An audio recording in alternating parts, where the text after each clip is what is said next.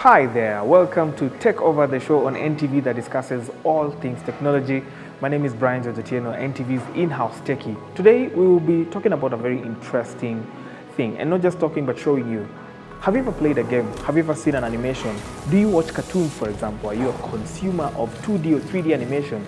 Today we are at Mech and Games, and they'll be telling us how they come up with games from the very start, from concept note to modeling, rigging, exporting, coding and testing these games before now they are available for you on App Store or on Play Store, and the importance of these games that you play.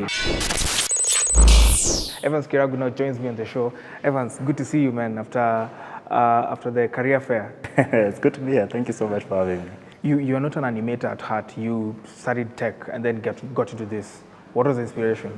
Absolutely. I know a lot about animation. I know a lot about tech overall, but I think the inception point for me was way back when I was in uni. Yeah. Not too back, but sometime back when I was in uni. Yeah. And I remember I was really fascinated by the idea that I can think of something, I can dream about something, and then the next day wake up and create an experience out of it. And then I can give the next person and they can experience it exactly how I envisioned it. I think it's the closest to a superpower it can get. Okay. And so I think that's the inspiration that really brought me into video games as a whole. And then from there, that was when I was in uni. During that time, I was able to teach myself game development, the usual YouTube, going on there and learning as much as I can. And then over time, I got into the space and decided to make a living out of it. So it's been a very long journey, but nonetheless one of the most exciting journeys in that space. Great. We'll talk about the business later on, but you're learning animation by yourself, and it's definitely eating into your time in campus and so many other things. I know you studied engineering and all that. Talk to us about that experience of being self-taught as an animator. Oh my goodness, it's definitely hard. It's really hard, but I think it's one of those things that if you're really passionate about something, somehow you'll get the time to do it. So you might have classes to attend, you might have lectures to attend, but somehow you'll find spots in between your day to get some knowledge on what you're really passionate about. So I wouldn't really say there was a formula. It just so happens that I really, really wanted to learn this thing, and it took a lot of time, a lot of years, but it's just a matter of keeping it going and finding the small slots of time here and there to learn something new and keep at it. So there's no formula. It's literally just grinding through it. Okay. Yeah. So you are now done with uni, and then you discover that this thing can actually be monetized. Talk to us about the transition from skill to now business, because that's a mix not so many people have. And it's a difficult one, to be honest with you. So you have this talent and the skill, and you've really mastered what you're doing. Yeah. And you're now trying to get someone to pay for it. Yeah. And it's really hard. Honestly, it's one of the hardest things that anyone who's self-taught can do. But for us, it was a very interesting journey. We started off with making custom games for different companies that were looking, for example, maybe to activate the market on their latest product, and we'd make a game for them that they can take to their audiences. And that worked for a bit. But then, as with anyone who is ambitious, you really want to achieve the biggest game out there in the world. And so for us, we were really, really passionate about not just creating games for companies like bespoke products, but to go beyond that and make games that would be played by millions of people all over the world. And so we embarked on a journey where we had one goal and one goal only, which is to make what by definition is a hit game. Yeah, okay. And we've been working on that for quite some time now. We're very lucky that we have a hit game on our hands. One of our biggest titles at the moment is a video game called The President. It's by far one of the largest commercial success games to come out of Africa as a continent. But the transition is really all about identifying something that people want to enjoy and quenching that thirst through a video game. It's really hard, and it's really tricky to create a game that people love to play, but it's key. It's literally that's what it takes to make money out of video games. That's my next question. How do you monetize this thing? How do you make money? Because for us guys, we log on to Play Store or App Store, and you get a game and that's it. You just play. But now you're looking at it from your angle, from the entrepreneur's angle. You've sat here, you've done hours and hours on end working on these animations and encoding them and then exporting and putting them out there. Of course, there's also a long process of testing and rigging and all that. How do you monetize? How do you monetize games? Well, largely, I'd say there's three ways that games are monetized. These are the generic three go-to ways of doing it. The first one is straight up selling the game. So you go to the Play Store and the App Stores of the world, and you'd get a game for like 200 shillings. That's what we consider premium games. That's step number one. It's the easiest. So those games tend to be extremely high quality, so they do take years to develop. Okay. But that's one of the ways that people make money. The second way is through in-app purchases. This is the common way where you get a game for free. We call them the freemium model. Yeah. You get a game for free, then you get in the shop, and then there are a few things that we are selling there. We have some coins we are selling, some skins, some dances, some emotes. Anyone who's familiar with that kind of a game economy is able to understand how that works. And then the last method that is widely used by most games out there in the world is the ad model. So you download a game, and as you're playing, you're able to basically get ads put in front of you, and that is essentially how you're paying for the game. So you probably see an ad that you think is interesting, you click, it will forward you to a certain website, a certain product, and we get paid for essentially referencing you to a product X. So those are the three ways that people make money from games. There are many others that are a lot more complex, but at the very core, they all come down to a merge or a split between these three. Talking about keeping creating, do you think as Kenya we have enough animators? That's a tricky question. Do I think we have enough animators? I think we have enough to spark the industry. I think at large, if you look at the global industry of animation and movies as a whole, it's a multi-billion-dollar industry. In Kenya, it's a lot smaller, but we truly have some insanely very, very, very talented people.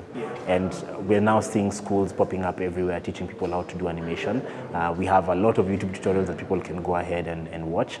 But I can truly say, even through associations like the Kenya Animators Association, they have a ton of animators. So I think the industry has been sparked and it's igniting in a way, but we're not where we need to be just yet. But I'd be really curious to see maybe in the next 10 years where we're going to be, because I think that's where the industry will have matured to a point where animation is a force to reckon with in the tech industry. Great, and I have to shout out to the forerunners in this game, Mike Muthiga of Fatboy Animations, Chachi Loele, who's been I think at Ogilvy and so many other places, and there are so many other names, big names out there, guys who've created a name for themselves in this industry.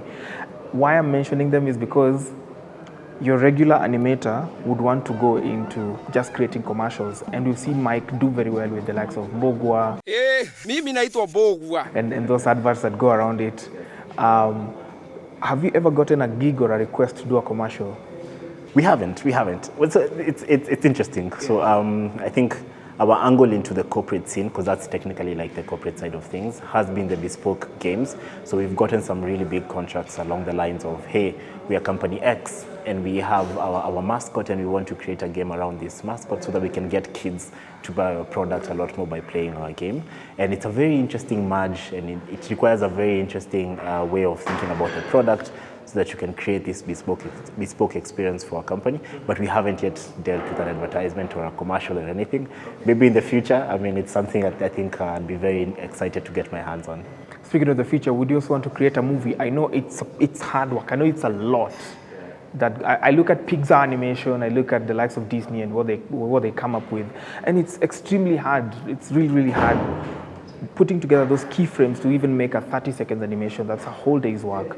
Do you see yourself creating movies one day out of these animations? Yeah, so yeah, absolutely. I think as a whole, as a company, we do have our very ambitious goals that we are trying to achieve, and one of them is creating a franchise. And once we have a franchise of a character or a game or an experience that we can take to the whole world, then it opens up so many doors for us. Now we can do movies, we can do animations, because we have that one IP that people are really interested in. And so absolutely, it's one of our biggest goals to be able to say, that we are releasing a film or an animation series. I think it would be really cool. Yeah. We've grown up playing FIFA, we've grown up playing Mortal Kombat and so many others. I want us to stay with FIFA because I have a very intentional question I want to ask from that. That guy saw a vision and they made FIFA. It's from EA Sports, yeah? So, and we are seeing you coming up with games. And this is a way of promoting our own sporting agenda in the country. Because the moment you make a character and it's in a pitch and playing, it helps promote the industry. For example, if you have a character in the name of Olunga, for example, Michael Olunga, and the name is drawn on the jersey, just like Cristiano Ronaldo, Messi, Paul Pogba, and the like. Are you seeing yourself creating something of the sort? 100%, 100%. Just like you've said, I mean, creating an experience that any other Kenyan or East African can have, and they directly relate it to something that they can see physically, is exactly what we're all about. We're all about creating those experiences for people.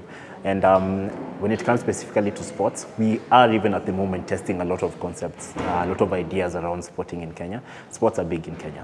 Even if you look at football, we have maybe not the largest audience, but very interesting niche of people who are die-hard fans of this, and these are people who would really enjoy these kinds of games. So we are very much testing multiple ideas, be it from the range of football all the way to games that we used to play when we were kids, like Bano or like Kalongo or something of the sort. All those are games that, all those are ideas and games that can be gamified to create beautiful experiences. So football all the way to athletics, something that we're really experimenting with and trying to see the right angle of attack, because at the end of the day, it does have to generate revenue for the company.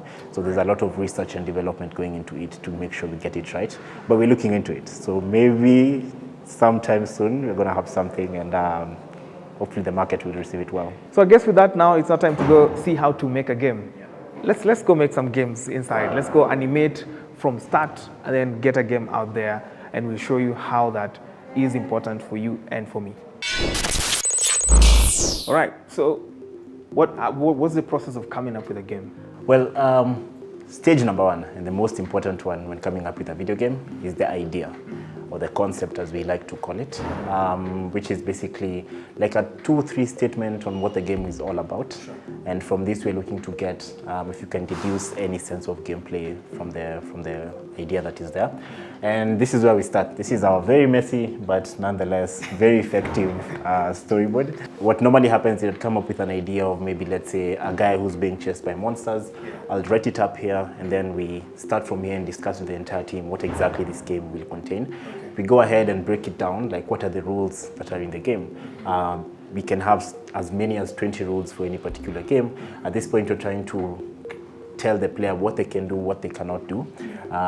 Once that's in the flow and we're kind of envisioning the whole thing, we do a few mock-ups just to explain some of the concepts, like the controls, which mechanics we're going to use. And then beyond that, now we go and now start working on the idea.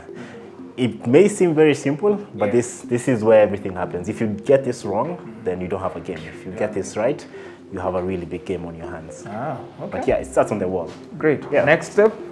And then once we're done with that, now we get to the technical side of things. Okay. And at this point, we're now trying to envision the idea even further. And our step number one is our very talented 3D artist. And at this point, he's trying to create artwork that would be able to explain further what the game is about. Okay. So we can see at the moment he's working on a character. So we might have decided on the idea that the game is about, but we do need to further envision it so that make sure the whole team is on the same page. Okay. So he's creating the character, giving him the right colors, the right texture, the right UV maps, the right heat maps as well, just to make sure that we're all on the same page. And so once he's done, shares with the entire team, and now we are all on the same page. And at that point is when we like to bring in the programmers. Okay. So he's okay with the mouse. He doesn't need a Wacom tablet or something of the sort. He works with a lot of equipment. Just like it's just today that he's working with a little bit less. Okay. But he works with a tab. But I feel like he prefers the mouse for particularly character design. But once we get to the shading, once we get to the texturing, the UV mapping, that's where now the paint starts to come into flow. It's a very tedious, long process. Yeah. Does require a lot of patience and a lot of skill. But the longer you do it, just with any other thing, the longer you do it, the better you get at it. Yeah. 2D animation is very easy compared to 3D. So how long does it take to develop this character? Like, for example, the character he's making. And I can see there are different even clothing for the character and all that. How long does it take to develop that? Well, depends on the stage of the game. So right now that we just came from the idea stage, we are looking to get a character in maybe a day or two in. This is just the base character. They're not optimized to be in a game. This is just to get the programmers moving on their side. Okay. So once he passes that model to the programmers, then he can focus longer on tuning it and making sure that it's as optimized as possible to run on a mobile device. But we are looking at around a week to get it fully optimized and as lightweight as it can possibly be, because we are looking at devices all the way from the high end to the cheapest device, and the game has to run exactly the same on all those devices. So once he's done, he passes it over to the programmer on this side. Yes, at this point the programmer is looking to get the model, get the assets as we call them, and breathe life into them. So he is the one who's making things move, he's making things work, he's making things interactable. It is the most difficult and the lengthiest process of game development. At the moment, we're working on a simple runner game all about welding, and right now he has our engine open, and basically what he's doing, he's inside our game engine and he's setting some of the variables and some of the code inside the engine. We're at a stage now that we have all the assets that we need from the 3D artist, and all you're trying to do is, as I said, breathe life into it, make things move, make things interactable, so that these things we have on our hands, the controllers can control exactly what is going on. Programming in games is really, really challenging. And so, this stage we're looking to spend around 2-3 weeks to create essentially a game out of it. And it's at this stage that we bring in all the other assets. So we bring in sound, we bring in the 2D art, we bring in the 3D assets, we bring in the haptic feedbacks, the vibrations, to now fully create a game that can be played on a mobile device. So this is command center at the moment. Programming is at the center of game development, but it's a pillar that is supported by the many other foundations, like the artwork, the sound, the 3D assets, etc. Let's get a little bit technical. I know game development is very labor and capital intensive. Capital in terms of working capital with regard to the processors that you're using, memory devices. Talk to us about that. For entry-level game development firms, what would you recommend? What kind of memory facilities would you recommend, processors and all that? For anyone who's looking to get into game development, at this point I'm assuming this is not someone who's looking to work on some next-gen level kind of graphics. If you're just looking to push out a game, then an entry-level device that can be used programming could be something along the lines of maybe RAM around 4 GB. You're looking at 120 gigabytes of SSD.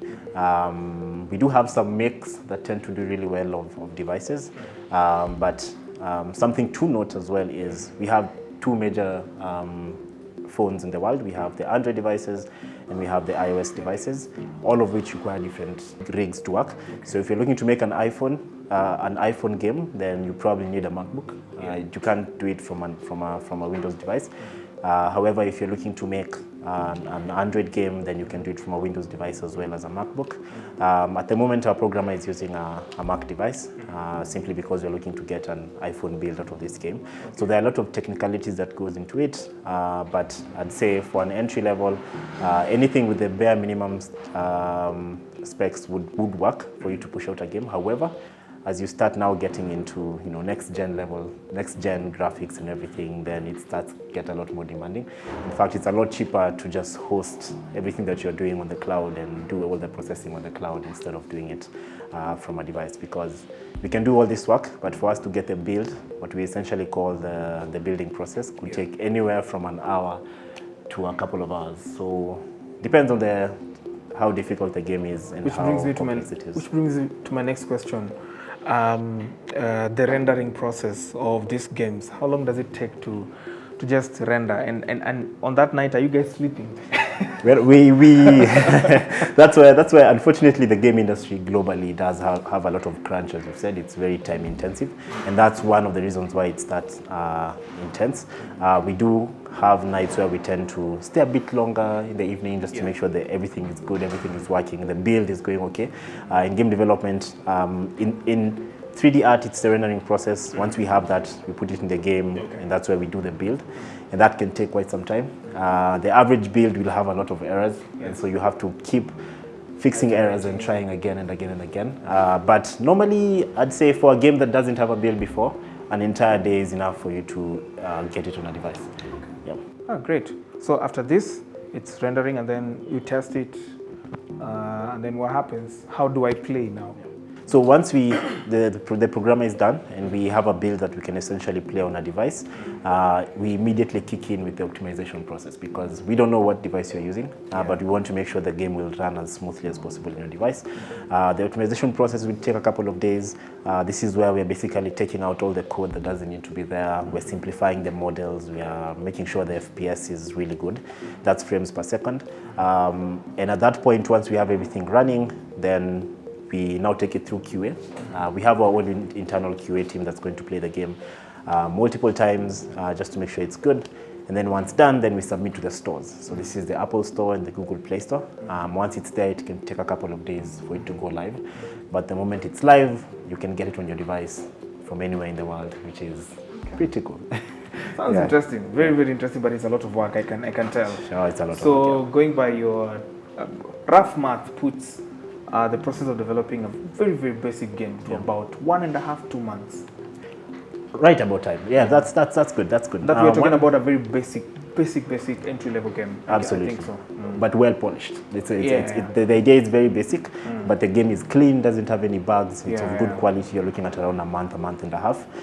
If you're looking to create a game, maybe a 3D game that has really cool graphics, then we're talking upwards of 6 months and beyond. This is 6 months of daily work. Every single day you're doing it, so it's quite a lot of work, but nonetheless very, very rewarding. Once all this is done and you get to play the game that you've been working on, it's very rewarding.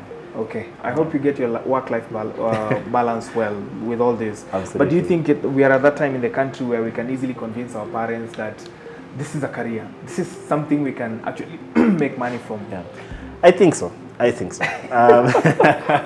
It's always a difficult conversation when it comes to these new industries, but I truly believe that it's possible.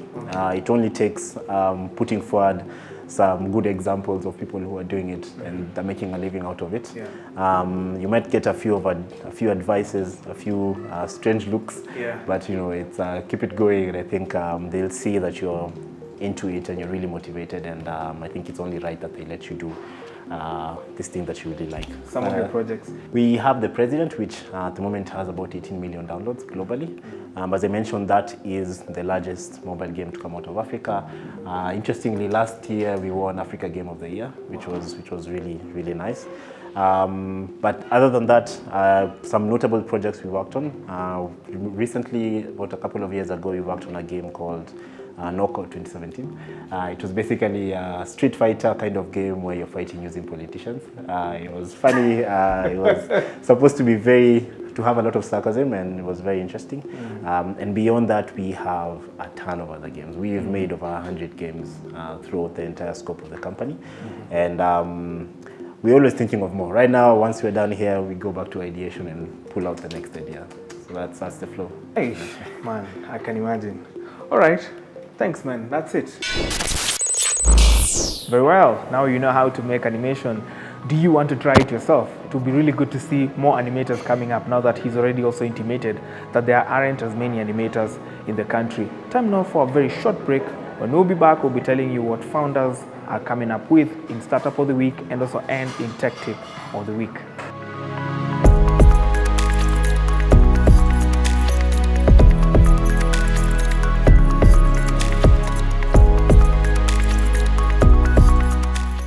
Welcome back. You're watching TECHOVER, the show that discusses all things technology on NTV. Time now to know who is our founder of this week.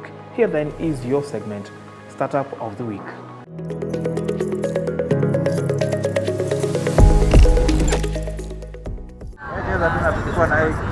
Meaningful employment towards the youth continues to be a key concern for most university students and graduates.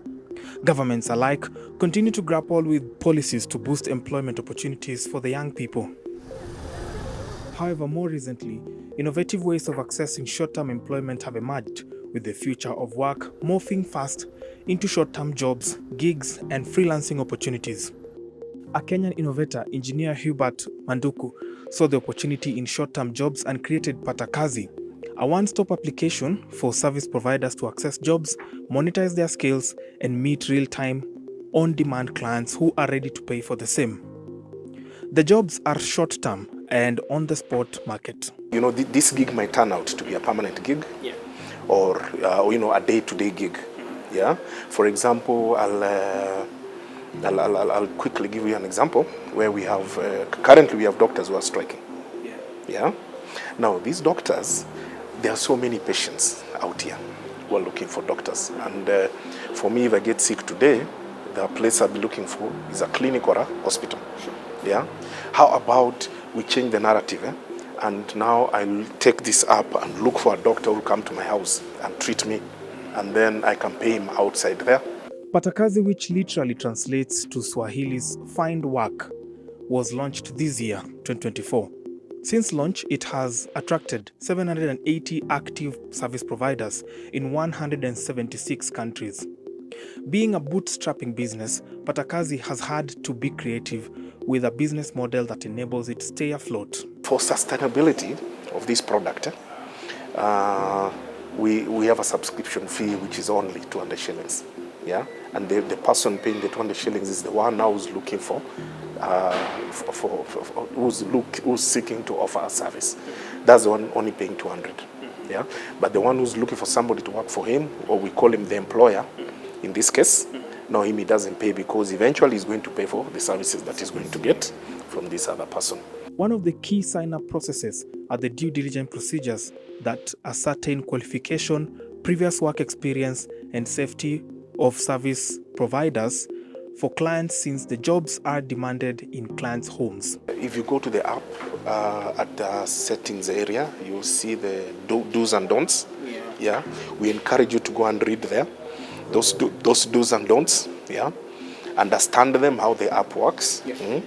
Number two, you as the person who's gotten the service. Yeah, we also encourage you to to get into this person, talk to him, understand what he's doing. Yeah, because remember, we are actually joining very, very strange people together.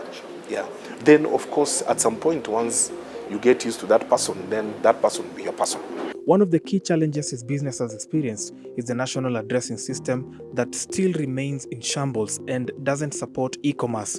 Hubert hopes policy will be fast-tracked at national level to create more coherent addressing system that will improve the state of e-commerce. Patakazi, the most we can do for you is just give you the GPS, the geolocation, yeah, for where you are coming to me. Yeah, it will pretty much guide you the way, I'll not use this app, but Uber, the way Uber does, it will tell you, okay, this gentleman, the way you're going to fold your clothes today is at this place, this location. Yeah. But now when we come to policy issues, it will need a different forum to address that policy issue. The youth unemployment rate in Kenya saw no significant changes in 2023 in comparison to the previous year, 2022, and remained at around 12.33%. However, 2023 marked the second consecutive increase of the youth unemployment rate. The youth unemployment rate of a country or a region refers to the share of the total workforce aged between 15 to 24 that is currently without work but actively searching for employment. It does not include economically inactive persons such as full-time students or the long-term unemployed.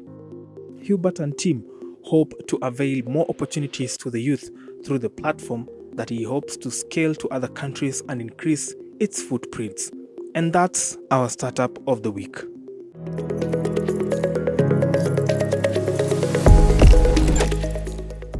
Very well. Kenyan innovators never cease to amaze me. Let's now finish off with the tech tip of the week, and then we'll just wrap up the show.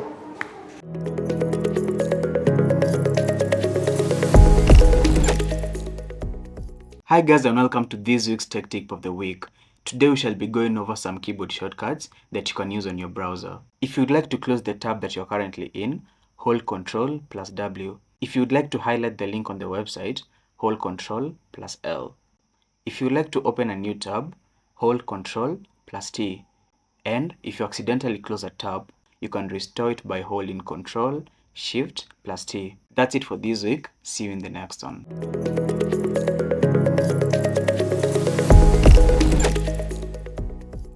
Great. Now you know how to make games. You're aware of what's been happening in the tech world. You know our startup of the week. And we also keep you up to speed with a tech tip so that you remain tech savvy, which is what we want out of you.